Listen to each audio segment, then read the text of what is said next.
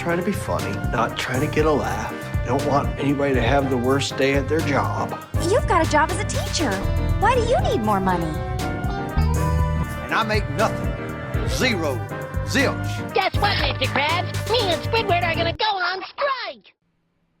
Hello, Lindy. Hello, Marissa. Hello, everybody listening. Welcome to the RIVERHAWK Hired podcast.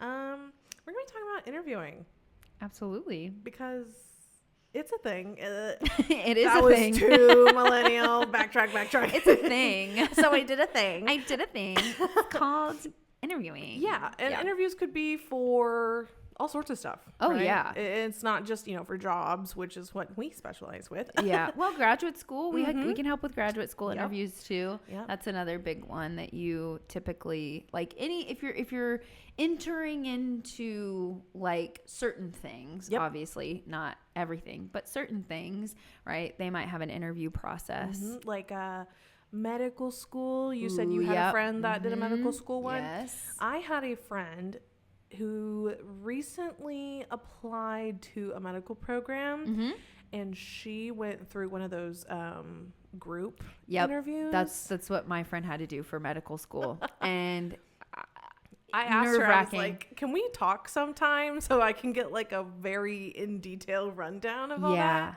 She's like, well, I didn't get in, so it might be traumatic. I was like, maybe not. Maybe not. It's okay. But there's all different types of interviews. Yeah. Not just in like what you're interviewing for, whether it's school or a job, but also the different types, like the formats, the mediums. Well, and I guess we should preface this with we're doing like a little mini interview series. True. And so we're going to be talking about different elements of interviewing and kind of what that looks like. And so this first little bit, we're going to talk about types of interviews like you talked about. So lots of different kinds of interviews. There's a lot. I think the one that everyone thinks of first is just that typical face-to-face in-person interview. Yeah. Right? Yeah. Whether it's like one person, two people, the entire team that you're going to be working with. I would probably consider that all like one big type, right? Like a panel interview is typically, I mean, panel interviews are like individual interviews that are like in person or virtually, right? Virtual interviews have become very popular since 2020. So my interview for the counselor position was a virtual interview. For my previous position I had at NSU, that was how we did all of the interviews was over Zoom. Yeah. And I mean, so like those interviews, I mean, group interviews can range, like you said, it can be 2 people, it can be the whole team.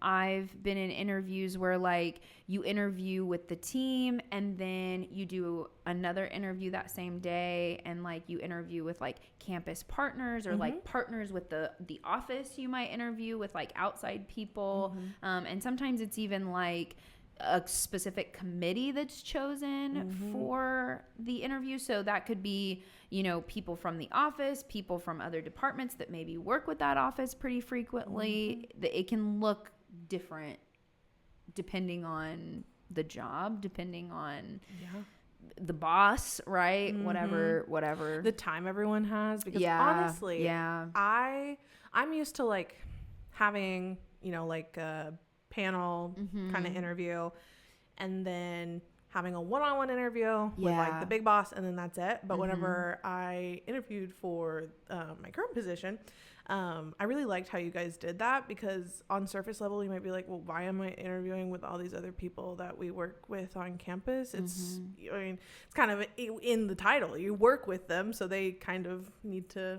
have a good idea of what you can bring to the table. Yeah. Well, and like, so you mentioned group interviews. So group interviews, they're almost kind of the opposite of a panel, where it's like you have multiple people who are applying for graduate school, medical school, this position, right? And you're all being asked the same question, and then you each have to answer individually, but you're in the same room with everyone.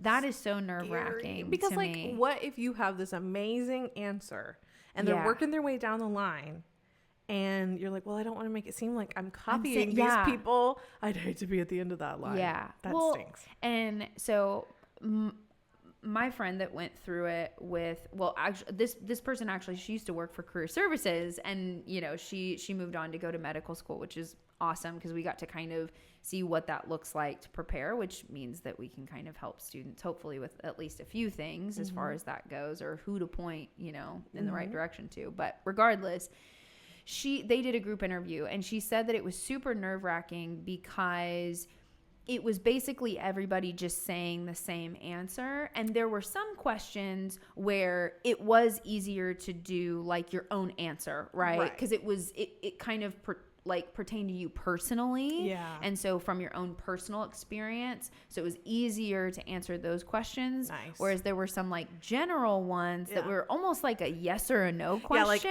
Yeah, like, what's 2 + 2? Yeah.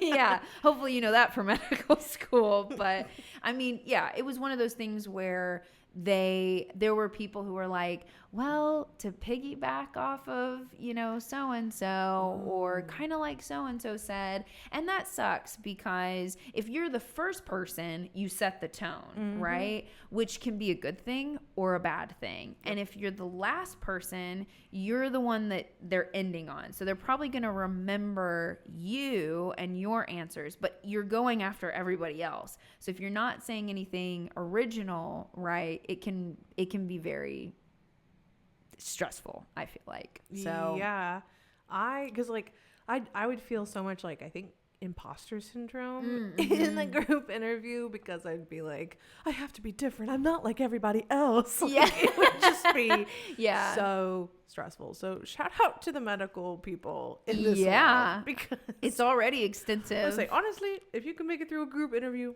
what can't you do? Absolutely. So if you've done that, pat yourself on the back. We're so proud of you. There's also like, there's initial interviews, and sometimes you have that follow-up interview. So if you're getting that second interview, good for you, because that probably means that they have, you know, a big interest in wanting to hire you. Like they've probably narrowed you down to like, you know, yourself and maybe another person. And so that's a good thing typically when you get a second interview. And those initial interviews, I don't think people always think of them as initial. Sometimes it's just a one and done kind of situation, but honestly, I don't know. I was going to say, I don't know how common it is nowadays to just have a one-off kind of interview. I'm certain there's, you know, plenty of people who just do the one and done, and they just have a really good sense of reading people. But yeah, you always want to make sure that you remember, like, it's your first interview, therefore first date vibes. So you want to kind of give that good first impression. Give the good first impression. You don't want to, you know, go and step on toes, ask questions that might be, because on the first date, you don't want to be like, what kind of house do you live in? How many rooms are there? That's a little weird. So if you walk up into that initial interview, you know, you want to make sure that you're not asking crazy questions. Like, absolutely. So what kind of coffee do you guys serve in the office and stuff like that? Yeah, weird stuff. Well, and like, I also think about like interviews over a meal. That happens too. That can happen pretty frequently. Especially now with like, you know, we're kind of in this post-COVID world. I mean, obviously COVID still exists, but like the world is open. Right. We, you know, interact in person a lot more now.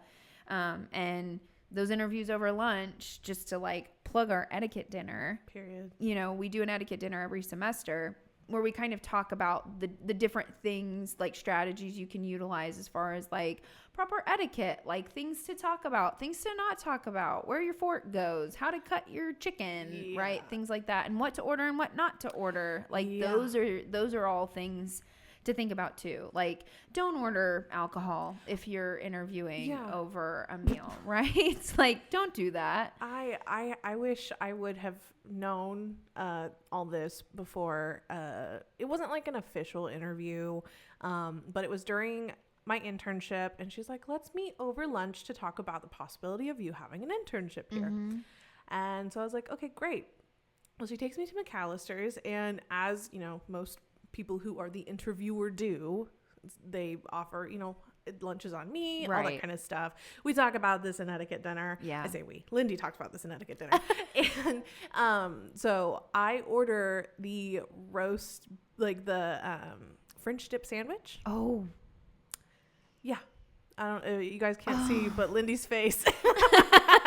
She just got really sad for me. Yeah. Thankfully I knew this person a little bit better, but still like I look up to that person a lot. And so I'm just very thankful that I still got that internship despite having to like, just because you don't want to have all that messy stuff. We talk about that in etiquette dinner to people. Like, you don't want to get too messy when it comes to eating your food or, you know, having a crazy drink or whatever it might be. So well, like, don't order the soup, right? Don't order pasta. Right. I should have gotten just a regular schmegular McAllister's sandwich. Yeah. And that was it. I shouldn't have went for the one that you got to dip and then the juice is everywhere. Right. It's just a messy sandwich. Or like sandwiches that have eggs in them, like runny eggs, like that. Yeah. You don't think about those, but those can be really messy too. Mm-hmm. Like just anything that you think could be potentially super messy. Mm-hmm. Like I just recommend don't do it, you know, get it out of there. It's one meal, right? Yeah. You can find something on the menu that is going to be good, but also not, you know, crazy to where you're flinging stuff everywhere and all of that. And another kind of type of interview I know that we've done here, I think everyone in this room had to do this, was give a presentation. So sometimes you have to give a presentation, and, you know, we'll talk more in our other episodes in this series about, like, you know, things to bring and what to talk about and doing your research and stuff. But that can be part of it too, is giving a presentation, because they want to see, like, what does that look like? Yeah. What does your public speaking style look like? How comfortable are you, you know, especially if that's like a normal thing that you might have to do. We see that a lot too with like even other positions on campus. I think the athletic director has to give a presentation. And then, there was one that they just did. What was advising? Yeah, the director of advising, because they do a lot of like what we would consider public speaking, but it's just, you know, knowing how to speak in front of more than 2 people. Well, and having to give those numbers and statistics and things like that, and answer those questions that people are going to have about the data that you're presenting on, because you can sit there and rehearse and then do really great, but once you're faced with, you know, questions, are you able to, you know, answer those on the spot? Right. I think that's I was nervous whenever I had to give my presentation. I'm sure all of us were a little nervous when we had to give our presentation. Yeah. But I remember, like, once I got into it, it felt good. Like, it was almost like that theater kid in me was like, totally get it. Presentation about job boards. Oh, sorry. And it was... Yeah, it was just, it could be nerve-wracking, but I'm so glad it's something that we have, just because of how much we do go into classrooms. Yeah. Well, it really gives you a good idea of what you can expect, because, I mean, I think we can all say this, that for a while, you're still going to feel a little butterfly before you go up and talk to all the students in their classroom and stuff. And so I think that really does show a good example, and it kind of fills that question that you ask employers in interviews, where you're like, what does this look like? What does the day-to-day look like? I really enjoyed that presentation part of the interview process, because it genuinely gave me a much better understanding of, like, okay, like, this is something that we'll regularly do. Right. Give me kind of like a little demo, like a little test. Yeah. Well, and like, so like just for our office, we typically say give a presentation over a career topic of your choice, and we make it general on purpose. We do have people, like, anytime we've done interviews in this office and we give that prompt, everyone always says, is there something like specific that you're looking for? And I just, you know, you have to be vague and say, nope, we're just looking for a career topic of your choice. That is whatever you make it, right? And it's a way for people to see, like, because one, some of that stuff we don't like have resources for in our office. And I say that in, like, one of our former counselors, she gave a presentation over like freelance jobs, like freelance work. Yeah. And we don't typically like house freelance work, but she had all these different resources for like where to go for those things, which I thought was really cool because as a college student, if you know, are needing some work on the side, you know, like going to Fiverr and selling your art or whatever that looks like, that was really cool. And so it's really interesting to get to see what people bring to the table when it comes to that, because I don't think I have seen a similar presentation from anyone that we've ever interviewed. And I love that idea. Yeah. That's such a good presentation topic, especially for career services. Well, it's so big, it's so vague, right? And so and scary because it's like, you know, freelance is, you're basically your own boss. You have to be very self-motivated. Shout out to all of our exclusively online students. It can be hard sometimes whenever, you know, you have to be that self-motivator. So I really appreciate, was it Micah? Yeah. I appreciate Micah's information. So yeah, no, and I mean, like, we've been able to pull stuff from, you know, almost everybody's. So it's just really cool to see like what everyone does or you know, decides to present on. Sometimes it's like way out there that you don't expect, and that's not just for like our office, right? That can happen with anything. It just kind of depends. Again, interviews, the type of interviews, sometimes you don't know. Like you go, you book an interview, right? You get an interview, they offer you one, and then you don't know what it's gonna look like, right? They're just kind of like, all right, we're interviewing you. Here's the time. Here's the place. We'll see you then. And you don't know if it's going to be one person that you're sitting there talking to. Yeah. You don't know if it's going to be 3 people or if whatever. Typically, if you have to prepare something, they're going to let you know like what that looks like. Or if it's virtual or if it's not virtual. I know that like one of the things in our office that we did previously was especially like when things were really starting to open up, was we would do the initial interview would be a virtual interview, like the first interview, and then the second interview would be in person. And we might take them out to lunch. I think we took Jeremy to lunch, and he had to do a presentation, so Jeremy really had to pick what he ate for lunch wisely. Yeah, we went to Rafa's. That could have went so bad. Yeah. And that's another thing is like, even considering like where you go, you have to really go, okay, how do I navigate this? What does this look like? I will have the cilantro lime rice. Yeah. And that is all. Yeah. Yeah. No, don't do that. Get something so you don't look different. And interviewing over lunch too, just to go back to that, like that kind of gives you a sense of how people might interact with each other in a more casual setting. So you might get to see more of what it looks like when the people within this office like actually interact with each other in a more social setting versus like just the actual office. So it kind of gives you a little bit of an insight into kind of what that dynamic looks like. I think more so than just like a formal interview where everyone's kind of sitting there asking you questions. Lunch is a way for people to kind of relax, eat, do what they need to do, have those like, you know, whatever conversations. Yeah. So and just see a different side. Yeah. The other side. I've had Hannah Montana Copyright. stuck in my head for some reason. So yeah, but that's, I mean, as far as like types of interviews, it's kind of like a box of chocolates. You never know what you're gonna get, right? You never know. Unless you have to prepare something. They will totally then let you'll you know. So you'll know that it's chocolate. Right. Yeah. You'll know it's chocolate. It's chocolate. So, but yeah, I would say as far as types of interviews go, that's, I mean, can you think of any other ones? I don't know if I can. I mean, like auditions are kind of like interviews. They are, yeah. So if you're in the arts, right, that is still, you know, you're going to bring some of the same things that you would bring to an actual like job interview. So yeah, absolutely. Yeah. That's another interview that you don't even think, I didn't think about that, even though I get in the habit of sometimes saying that interviews are auditions. Yes, I had to stop myself from saying that earlier. Yeah. I was like, when I interviewed here.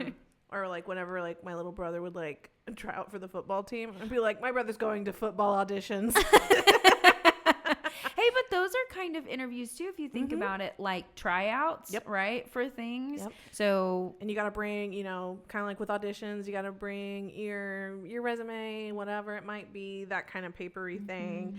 But also you want to come in the proper attire. Right. You want to go and make sure you have like a little spiel ready. So elevator pitches, you know, like, and we can help with all that kind of stuff. So if you've got any kind of interview coming up, no matter what it's for, we're here to help. We can specialize. We can do all sorts of stuff with our mock interviews, with our counselors.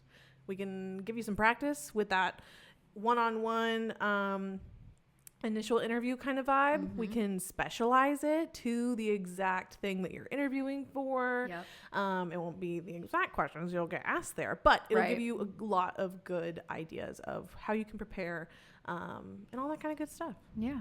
So with that, we'll wrap up this first episode, and hopefully we'll see you in the next one. We're going to be talking about how to prepare for an interview. So, all right. We'll see you in a little bit. Bye. Bye. I'm starting to think all that restaurant experience on your application was a lie. You wrote Roku resume. Well, why you do it then, baby Billy? Well, 'cause I'm selfless.